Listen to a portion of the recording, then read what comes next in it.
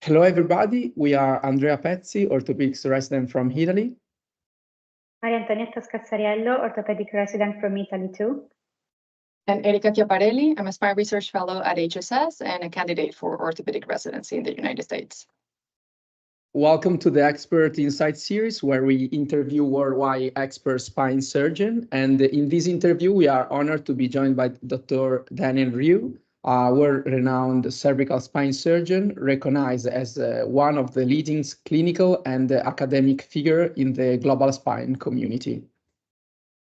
He has been recognized in the list of America's top doctors and best doctors in America continuously since 2002, and New York Super Doctor since moving to New York in 2015. He was president of the Cervical Spine Research Society, the most prestigious society for cervical spine research, from 2012 to 2013.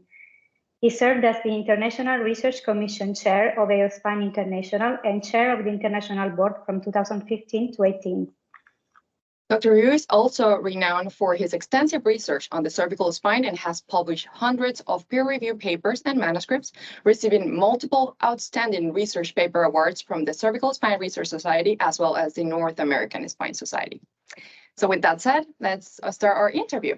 And we would like to first thank you for being here, and second, give you the opportunity to just tell us about yourself, starting with maybe your full name, specialty, and full current position. Okay, so I'm Dan Riew, and I thank you for that kind introduction. And I'm a professor of orthopedic surgery. I work in the neurosurgery department of Weill Cornell Medical Center, and I have a joint appointment as a professor of orthopedic surgery in the Department of Orthopedic Surgery at Columbia University.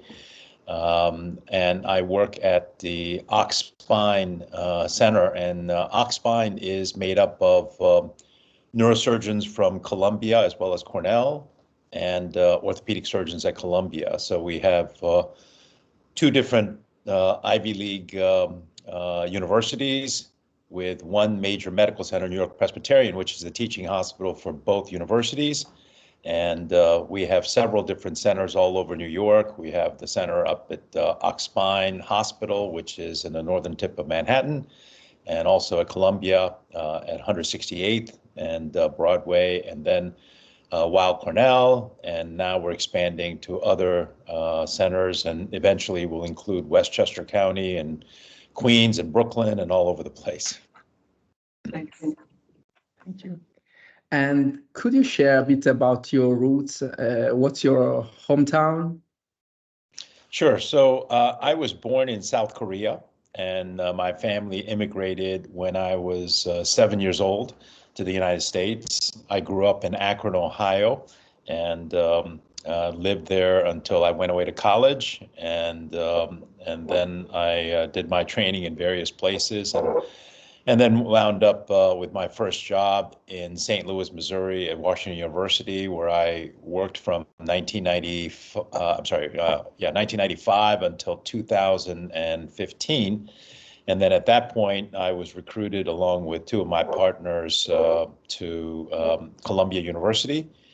And we started the Spine Hospital in 2015. I stayed there until 2020, when we merged the spine practices of Cornell and Columbia, and they asked me to move my practice to the Cornell campus. And because we are one unit, it didn't matter whether I worked in the neurosurgery department or orthopedic department, and so they had me move to the neurosurgery department at Weill Cornell. And but as I said, we're all partners with orthopedic and neurosurgeons. Great. A really interesting story. So I think you already answered our next question. So where did you train and when did you complete your residency? So we can skip to the next step. Yeah. So attached to that question, maybe we can kind of like talk. We have been reading, you are an orthopedic surgeon, a spine surgeon, but as well internal medicine. You did a residency in internal medicine. So you could maybe explain a little bit, what was that experience for you, or why you decide to go that way? Sure. So when I was in medical school, in my first and second year, of medical school, I said that, I want to do orthopedic surgery. And so I started doing some research with a mentor who was a pediatric orthopedic surgeon by the name of Peter Scholes. And then I was sure I was going to do orthopedics, but in my after finishing my third year, I thought this is pretty interesting. But then in my fourth year, the beginning of my fourth year, I took a cardiology elective with this professor, a Dr. Goldberg, who was he was semi-retired, but he was an amazing teacher. We would read EKGs in the morning, and then in the afternoon, he would go over all the EKGs and take us on rounds, and he would have us listen to hearts and show us how to look at EKGs and echocardiograms and things like that. And I admired him so much that I said, I think I want to be just like him and be a cardiologist. And so I decided I would do internal medicine. And when I said I was going to do that to my mentor in orthopedic surgery, Dr. Scholes said, Dan, I think you're making a big mistake. I think you belong in orthopedic surgery, and I think you're going to regret it one day. And so I kind of said, okay, but I went on my way, and I moved to New York, and I trained at New York Hospital, Cornell Medical Center in internal medicine. But once I started, I was kind of doubting whether I had made the wrong decision or not. I enjoyed internal medicine, but when I saw orthopedic residents, I said, I'm not sure that I made the right decision, but at that point, it was kind of too late. So I said, all right, I'll finish my residency. So I finished my residency, but each time I saw an orthopedic case, I thought, boy, I really am interested in that. So when I finished, I still wasn't sure what I was going to do. So I decided to do a year of research in orthopedic surgery. I'm sorry, a year of research in cardiology and congestive heart failure. And while I was doing that, I was working as an attending in medicine. And I was still not sure what I wanted to do, but I decided, well, I think it's too late for me to do orthopedic surgery. So I decided to do another year of research, and a guy named Victor Zhao, who was head of vascular medicine and atherosclerosis at the Brigham and Women's Hospital, accepted me into a research program. And I was planning to move to Boston to start doing another year of research and then finish with a cardiology fellowship. And about a month before, and I had been thinking about orthopedics for 4 years and saying, oh, it's just too late. I had this epiphany. I said, I'm looking at a year of research in cardiology, followed by 3 years of cardiology fellowship, followed by a year or two of interventional. I'm looking at 5 or 6 more years of training. And orthopedics is only 5 years. And all of a sudden, I sat there one day and thought about it for about an hour. And I said, you know what, if I don't do orthopedics, I think I'm going to regret it the rest of my life. And so I decided to go into orthopedics. Now, at that point, I had been an attending in medicine. I was already out of medical school for 4 years. And everybody I knew said, you're crazy. You're an attending in medicine and you're going to go back to being an intern in general surgery. That's crazy. And who's going to hire you? And that was a significant concern. But luckily, I was able to get an orthopedic residency, and I trained at George Washington University in DC. And then when I finished, I did a fellowship back in Cleveland with, and when I was interviewing for the fellowship, Peter Scholes, actually, he helped me to get a residency. And then when it came to getting a fellowship, I wanted to train with Dr. Henry Bowman, who was considered the top cervical spine surgeon of his era. And so I remember Dr. Scholes said, as I was interviewing with him, the fellowship director, Dr. Bowman, was walking by and he said, Hank, come over here. I've known this kid since he was in medical school. You got to take him. Just take him. You won't regret it. And so that's how I got my fellowship. And then because I got my fellowship with Henry Bowman, when it came to getting a job at Washington University, they said, I want somebody who trained with Henry Bowman to come here and start the cervical spine service. And that's how I wound up in St. Louis at Washington University. Wow, that's crazy. But it's amazing at the same time. Yeah. Thank you for sharing. So when it comes to decide, and like this, you already said about ortho, of course, you were really into it. What about spine surgery? What dragged you to spine surgery in general?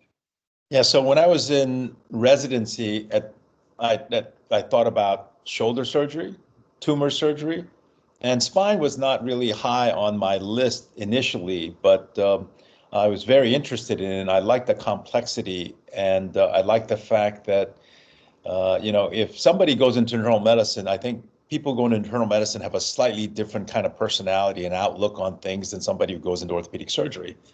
Internal medicine people tend to like to figure out things and make diagnoses and things like that. And I felt spine ultimately really interested me because you really have to listen carefully to what the patient is telling you about what their symptoms are.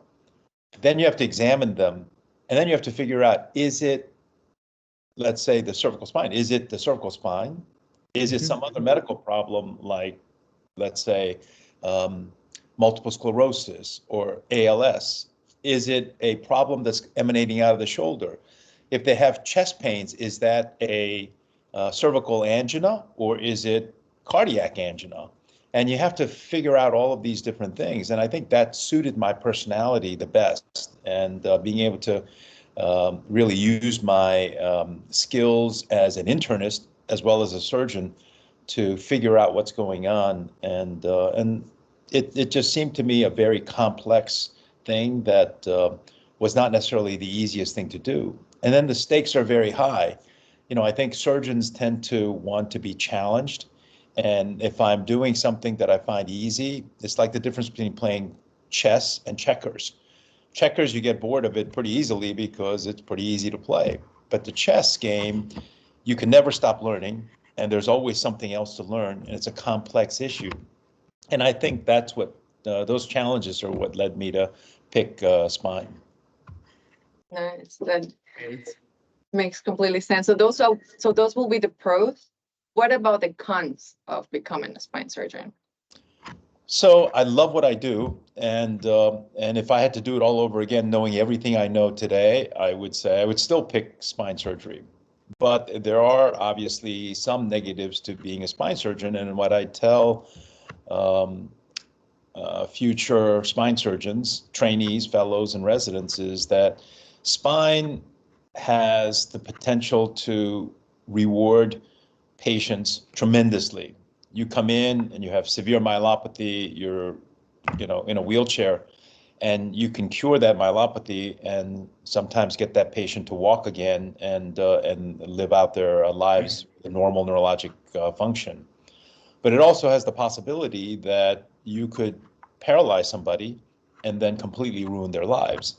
And the person can die during surgery. Every year people go in to have spinal cord injury, spine operations, and end up with a spinal cord injury, or they die, or they have some catastrophic complication. And if you choose another specialty, let's say that you are doing hand surgery, it's difficult for you to, it is always possible under anesthesia that somebody might die of an anesthetic complication, but it's extremely rare for somebody to die when you're doing hand surgery. Or when you're doing arthroscopic surgery of the knee, unless you have a pulmonary embolus or you lacerate the popliteal artery, you're not going to have a catastrophic complication 99.9% of the time. And the potential for a catastrophic complication is very different when you're talking about arthroscopic surgery of the knee versus cervical spine surgery or a thoracic deformity operation. And so those are some of the negatives. I think it's sort of a high risk, high reward kind of a specialty.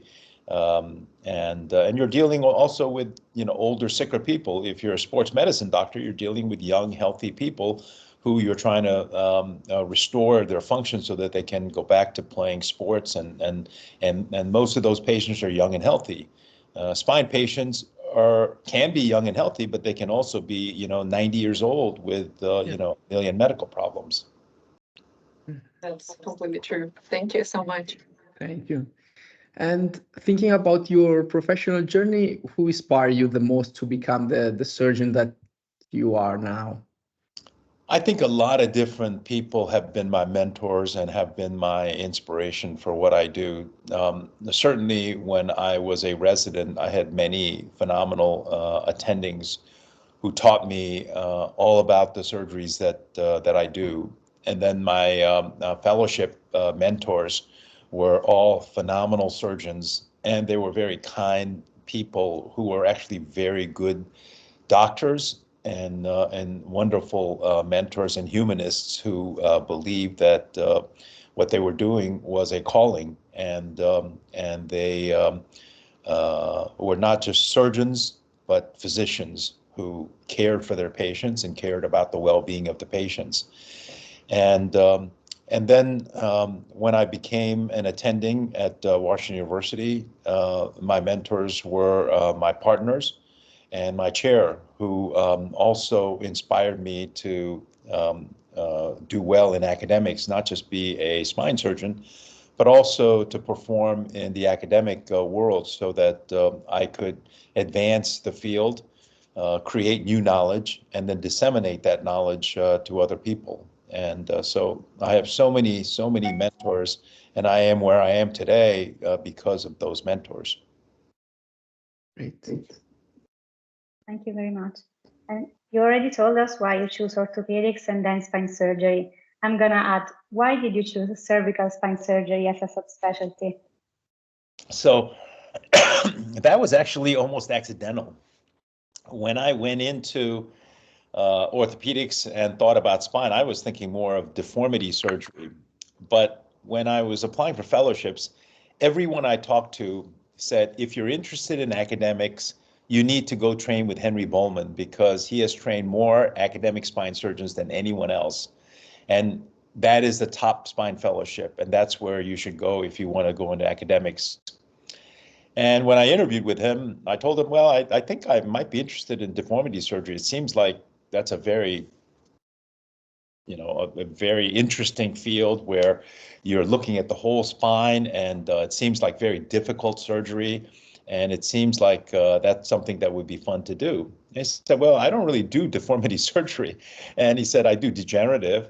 But, I have some partners, and if you want to scrub with them, you can do a little bit of that.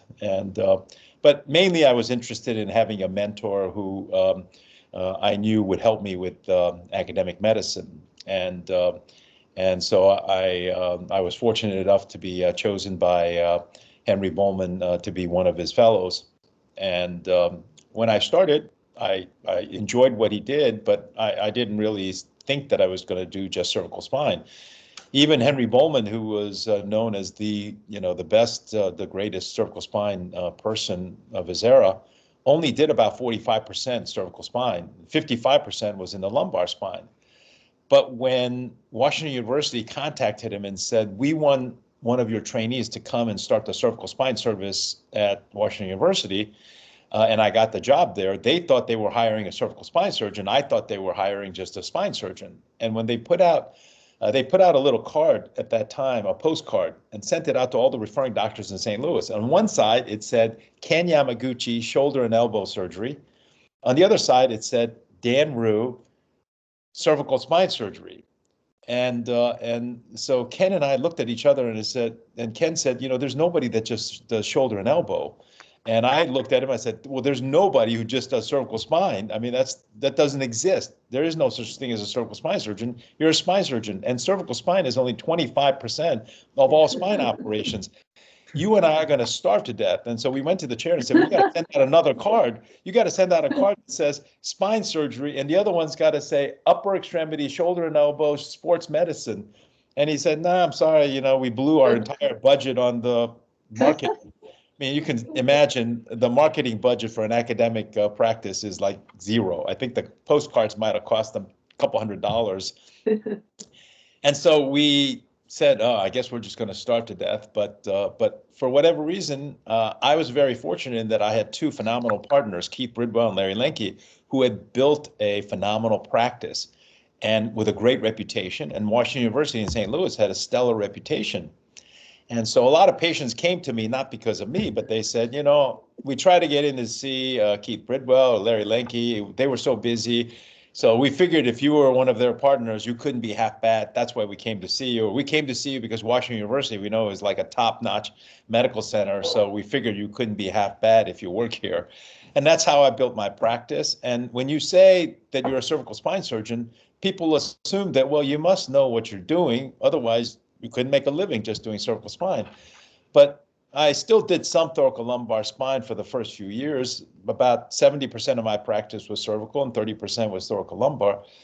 But as I got busier, I realized I actually did really like cervical spine surgery, and those patients ended up doing much better than the thoracolumbar patients.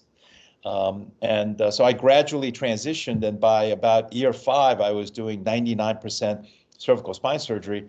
And by year 7, I said, I'm not doing any more thoracolumbar surgery. And so it was an accidental thing, but it was thrust upon me because I trained with Henry Bowman, and because that's who they hired when they were looking for somebody to start the cervical spine service. And that's how I accidentally became the cervical spine surgeon. Well, it worked. It worked. So Yeah, it was a good accident.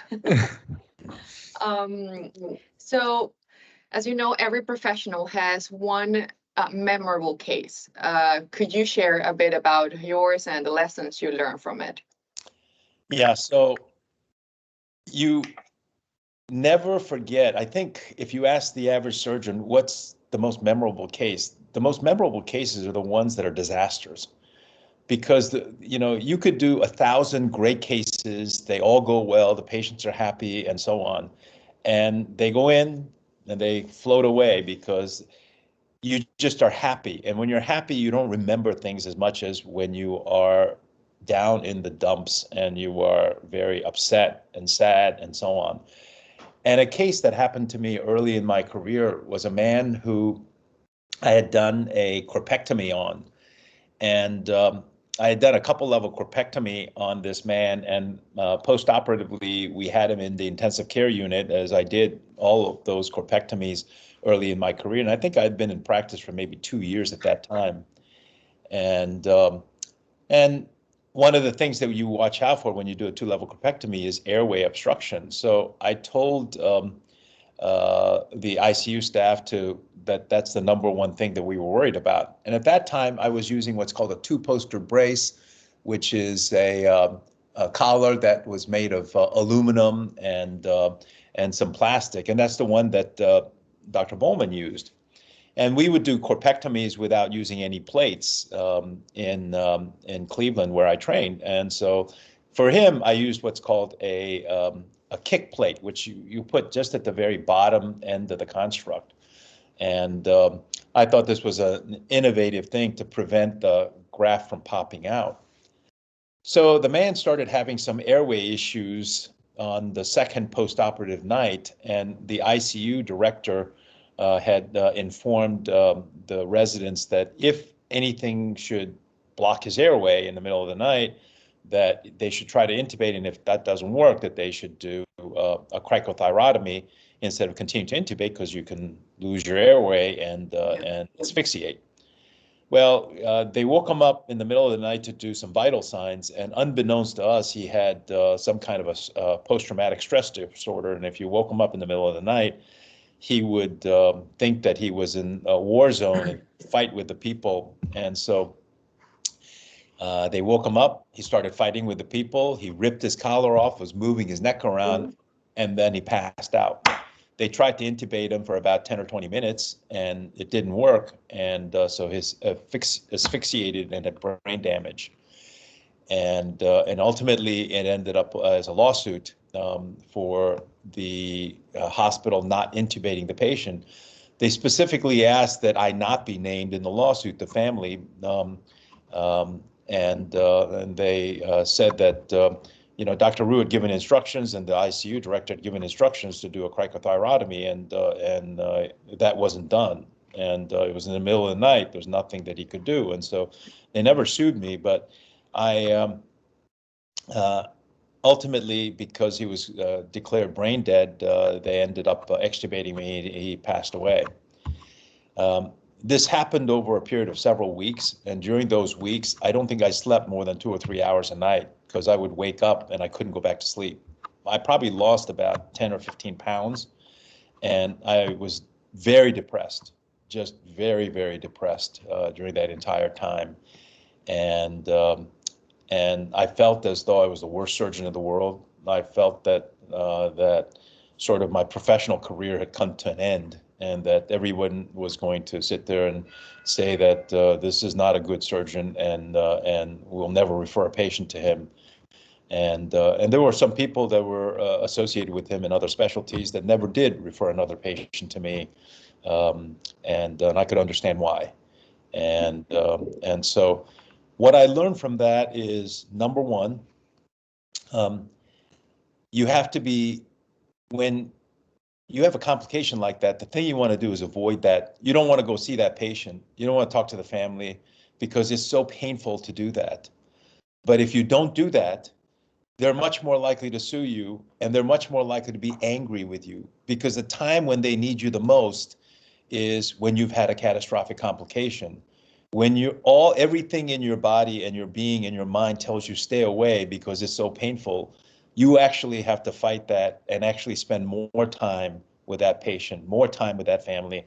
You have to own up to the fact that this was your fault, and that you have to own up to the fact that you are that person's doctor, that family's doctor, and that if you don't do that, you're not being a good person and you're not being a good doctor. And so that's lesson number one. Number two is that you have to do everything possible to avoid complications, because that one complication you still remember after 7,000 cases, and after having a catastrophic complication rate that occurs one out of 1,000 cases, you remember that 1 out of 1,000 rather than 999 where you didn't have a catastrophic complication, and you will never forget it until the day you die. If you get that complication, you will lose weight. You will not sleep. It will take years off of your life. And if you want to avoid that, you want to avoid the complication. And so everything you do should be to avoid complications, not so that they don't occur in 1 out of 100 or even 1 out of 1,000, but so they don't occur ever in your career. And that means you have to be obsessive compulsive. You have to go out of your way every time you have any kind of a complication to dissect what went wrong and to make sure that it never happens again. You're going to have complications. It's all part of being what we are as surgeons. But what you got to do is figure out what it is that made you have that complication, and do everything in your power to avoid that complication. Because if you don't, it's going to ruin your patients' lives, your life, and it is going to affect your entire family. It's going to affect your practice. Everything about that is going to shake you to your core. And that's why I still remember it to this day. And I've been in practice for now 29 years. And I remember it as clearly. It's imprinted in my brain as though it happened yesterday. Clearly understandable, because it's just difficult. But yes, hopefully we can avoid these type of things. Another question is, you are currently a faculty member of AO Spine. It is important for a spine surgeon to be a part of an academic community like AO Spine, and also in which way the AO Spine influence your career?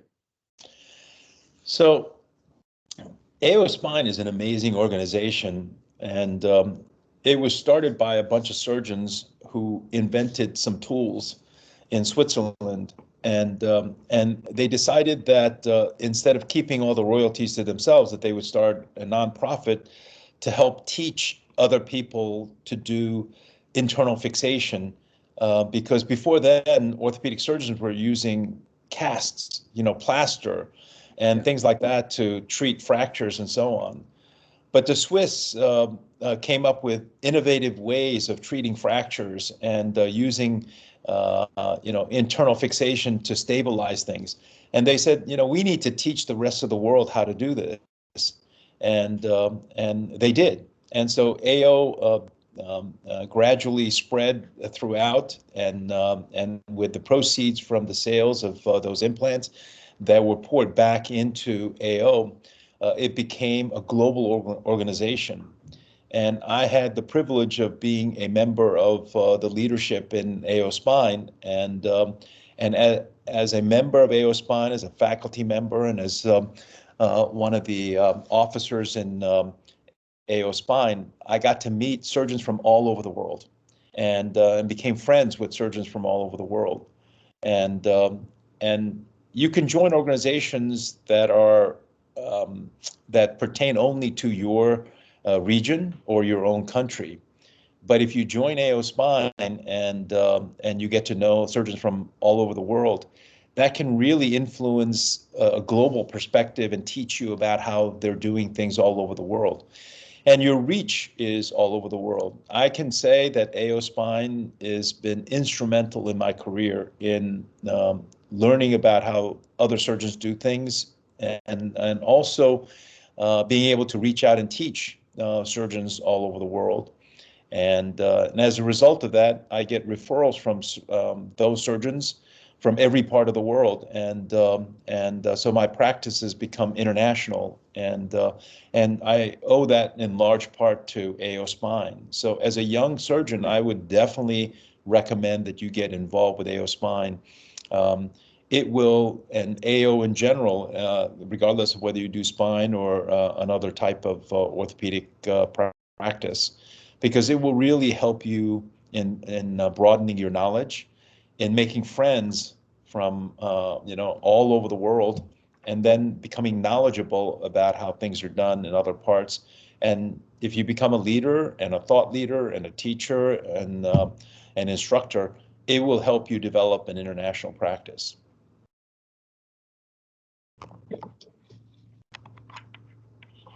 Thank you for sharing that. And you are a worldwide recognized research and educational leader in spine surgery. To what extent do you think it is important for a spine surgeon to be active in the academic area? I'm sorry, what is it important to be in an academic area? Yes. Like for a spine surgeon. Why is it important to be? Okay. So I think I love my job as an academic surgeon because I do teaching, I do research, and then I take care of patients. It's like I have three different jobs. One is being a spine surgeon, which all spine surgeons do, whether you're in private practice or academics. Number two is that I'm a teacher. I teach fellows and occasionally residents.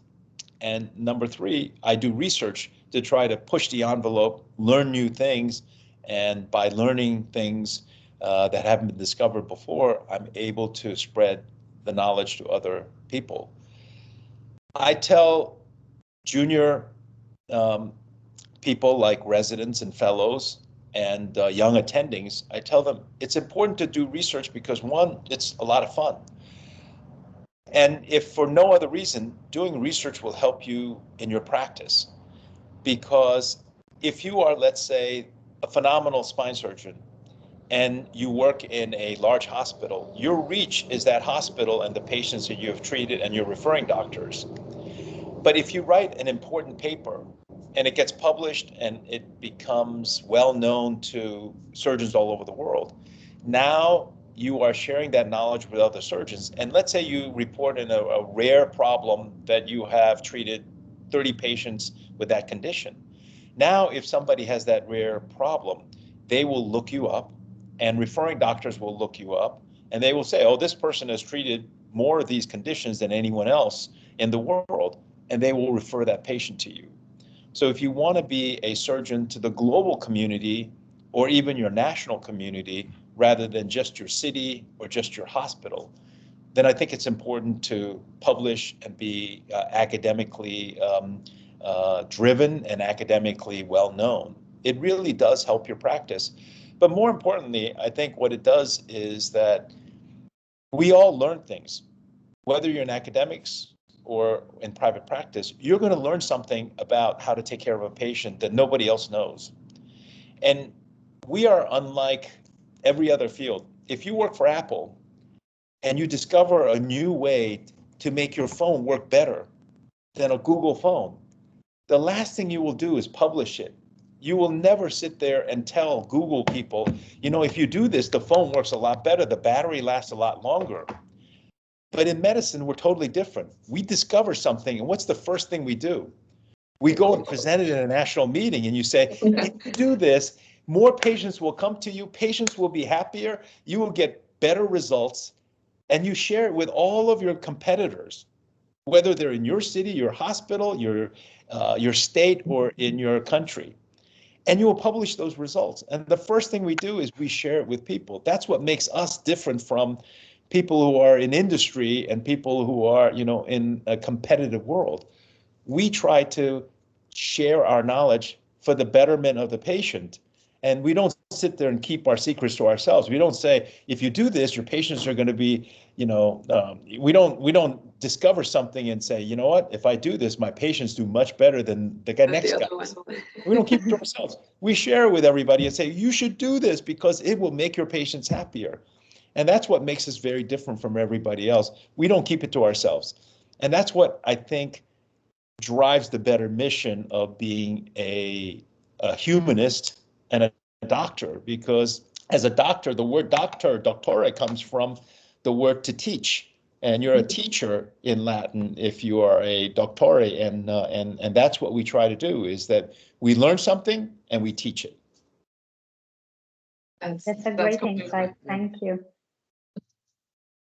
So coming back to your career, what is the achievement you are the most proud of? And also, if you kindly, could you share with us like maybe one or two articles from your publications that you hold it closer to your heart? Yeah, so a couple of things. When I look at professions and so on, I would tell you this. I have 3 children. My wife and I have 3 children. And there's nothing in my profession that compares to my family. On the day you die, the only people who are going to show up on your funeral are your kids. And a day after you've retired, most people don't know who you are. 5 years later, residents coming up have never heard of you. I don't care how famous you are, what you've discovered. There are very few Einsteins in this world who are remembered a generation after they've been in practice. So the first thing I would recommend to anyone, regardless of whether they're in academics or private practice, is make sure that you're a good father, mother, aunt, uncle, etc., because that's what truly matters. It's not your career. It's not your profession. In my profession, I would say I am most proud of the people who have chosen me to spend time with, be they fellows or visiting surgeons. And I've had the great fortune to see some of my former visiting surgeons and fellows become presidents of major societies, become chiefs of their spine services, become chairs of departments, and become academically famous all over the world. And that gives me more pleasure than I think than anything that I've done. And it's not because of me that they're where they are. It's because they were going to get there no matter who they chose to be to spend time with. But I was fortunate in that they decide to spend time with me, because then I get to enjoy vicariously their leadership and how far they've gone with their careers. Because just the way that I am an academic progeny of my mentors, my mentees are my academic progeny, and they pass it on to their academic progeny. And that's how it works in academics. You pay it forward to the people that you teach it to. And so that's what I'm most proud of. In terms of articles, they're all your babies. But at the same time, I would say the articles that a couple of articles come to mind. And these are articles, I remember when I was starting out, I was doing lumbar spine, and I wrote a paper on a prospective randomized multi-center study of use of lumbar nerve root blocks to help patients avoid surgery. And we discovered that 55% of those who came to us for surgery actually managed to avoid surgery as a result of doing those blocks. And as a result of that, a lot of people started doing lumbar blocks, and it verified the fact that it actually works well. And then we did another study using animals, and we showed that if you do a cervical block with a particulate steroid and you accidentally embolize it into the vertebral artery, that all of the animals that we embolized died. And so we recommended using non-particulate steroids for blocks, and that became a standard. And then most recently, a guy named Jay Cho Lee, who is now secretary of the Korean Spine Society, and who is a very well-known spine surgeon, both nationally in Korea and internationally. When he was spending time with me, we wrote 2 papers on how to diagnose pseudoarthrosis in the cervical spine using plain radiographic data and CT data. And what Dr. Lee showed was that if you look at plain x-rays, you have to get maximal flexion and extension x-rays, where at a non-fused levels, it has to move more than 4 millimeters.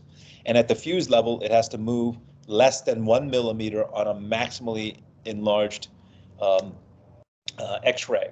And before then, people were using things like 3 degrees of angular motion, 2 millimeters of interspinous process motion.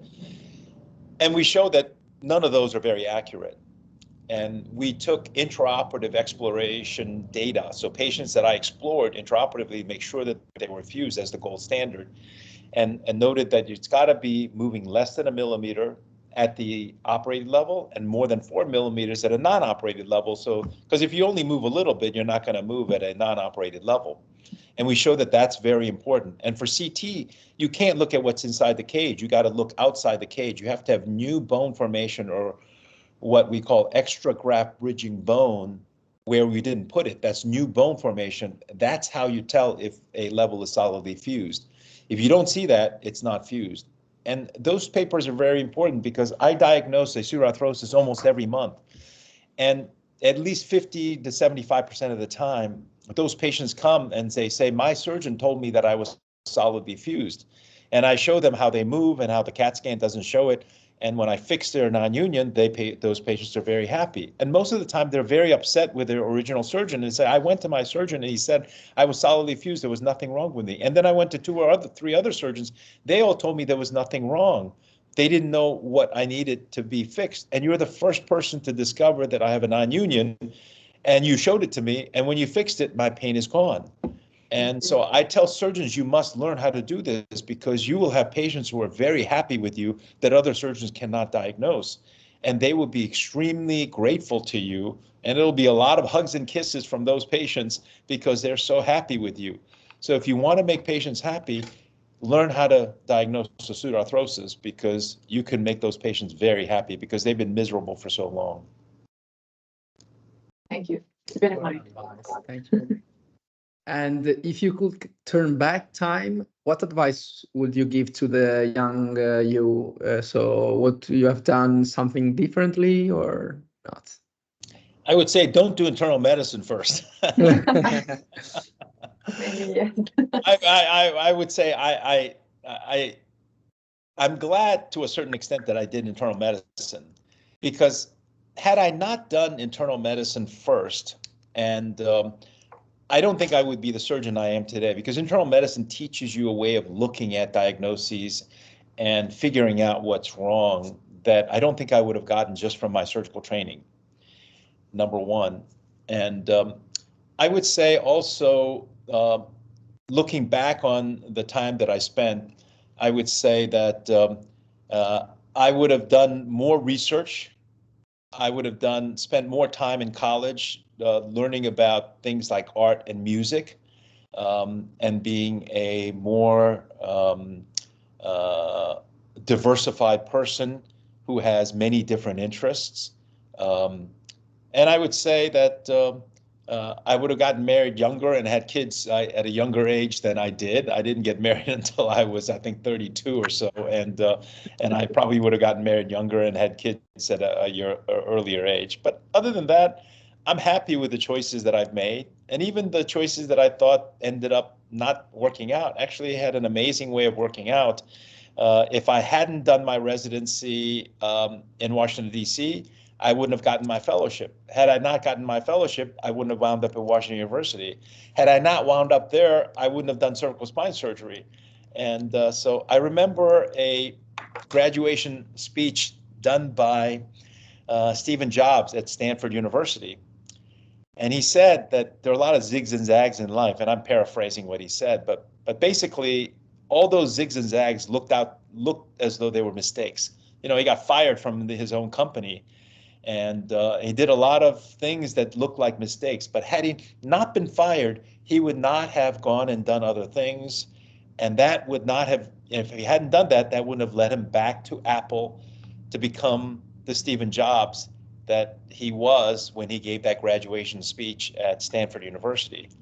And I look at my life the same way. There have been a lot of zigs and zags that look like they were maybe mistakes, or maybe they were not the most wisest of the choices that I'd made. But had I not done it at those times, I wouldn't be where I am today. And I'm very happy with the state of my life today. And so I would say all those potential mistakes turned out to be really blessings in disguise. So the big picture doesn't look so bad. Okay, so to come to an end, let's engage in a quick game where we ask you a question and you reply with a fast and quick answer. All right? What's your hobby? What's my hobby? Hiking with my wife.